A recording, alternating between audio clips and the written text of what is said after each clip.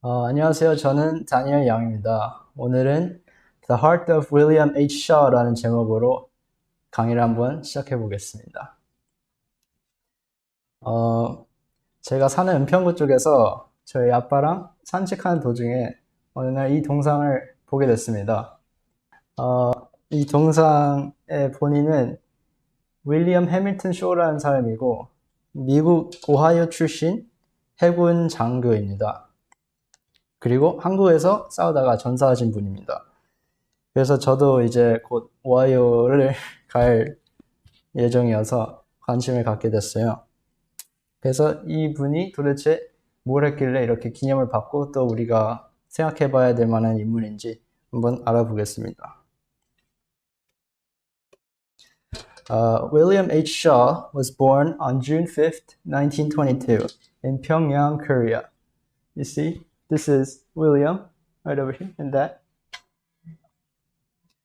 He grew up in a family of Methodist missionaries and grew up with his two sisters and his parents. He graduated from Pyongyang High School and went to Ohaio Wesleyan University for his college diploma. So after spending 15 years in Korea, he goes to the United States and gets his college degree and also becomes a Navy cadet. And then he also gets married in 1944 to his college friend Juanita. And in 1944, he also gets sent to Europe to fight World War II. And in World War II, he drove a PT boat, which stands for Patrol and Torpedo, and he flew several missions. And in this photo here, we have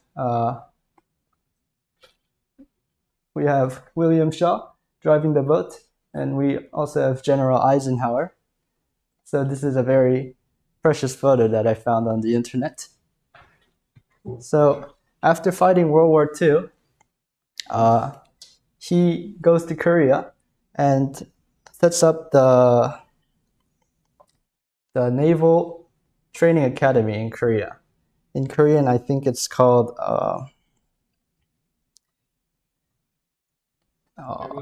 해군사관학교.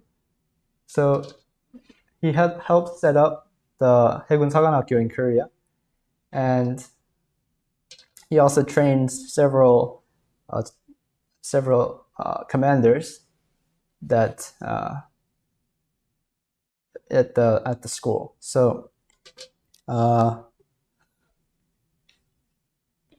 after finishing his military job in Korea, he goes back to the United States to study at Harvard so that he could become a Methodist missionary back in Korea when he finishes his schooling. So now he's a family of four, and in 1949 he goes back to the United States. But then in 1950, as we all know, the Korean War breaks out, and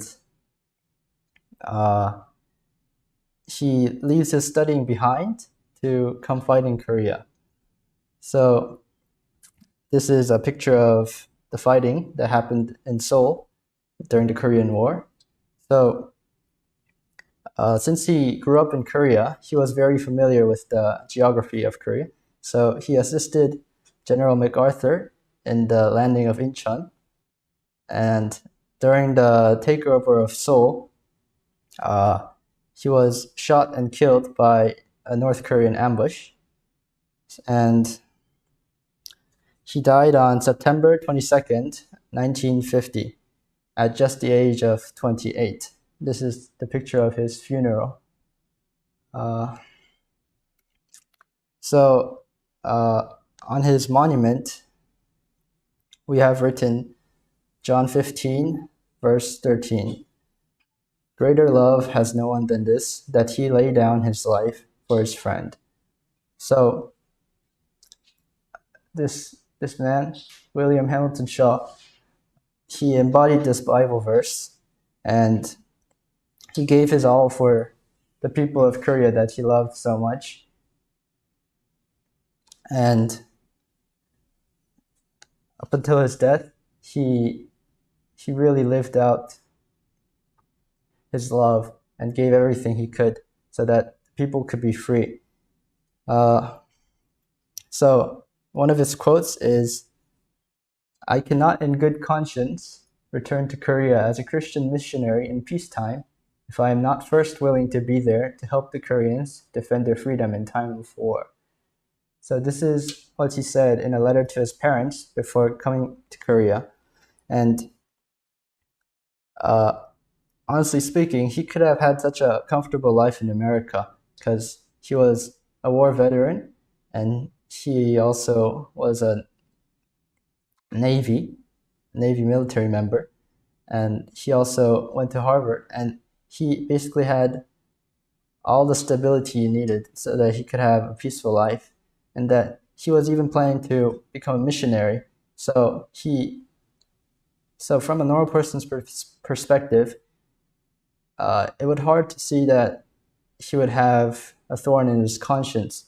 But from what we could see here, he was so compelled by his conscience to return to Korea and fight for the freedom of his people.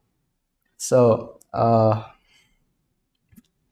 he believed that the freedom of Korea and of his beloved people was even higher than his career and his schooling and his positions, and also even more than his life. And he also said 3 days before he died, "Since I was born in Korea, I am a Korean. How can I comfortably study while there is war in my country? There will be time to study after my country is restored in peace." So,